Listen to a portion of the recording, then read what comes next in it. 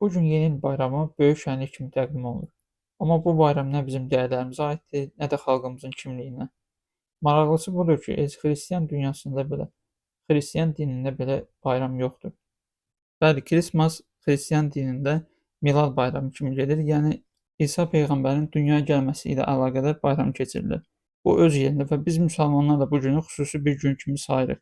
Ancaq bu məsələyə yad mədəniyyətlərin qarışması, yad obrazların qarışması artıq məsələni daha da vacibləşdirir. Yəni daha da təhlükəli eləyir.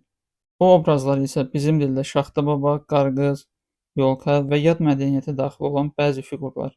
Santa obrazına bir baxın. Bu bizim uşaqlarımız üçün yaradılmış bir qəhrəman deyil. Xalqımızın yaddaşında, mədəniyyətində, dini ənənəsində yeri olmayan, sadəcə bizə idxal edilən bir simvoldur. Uşaqlarımızın qəhrəmanları yad mədəniyyətlərdən yox, öz tariximizdən, öz dəyərlərimizdən çıxmalıdır. Əgər biz ölkə səviyyəsində hansısa bayramı bu qədər təmtəraqlı qeyd ediriksə, bir sual çıxır ortaya. Bəs bizim Novruzumuz, Ramazanımız, Qurbanımız niyə eyni səviyyədə dövlət dəstəyi və media parıltısı görmür? Niyə özümüzü, öz bayramlarımızı bu qədər uzatmırıq? Sual budur.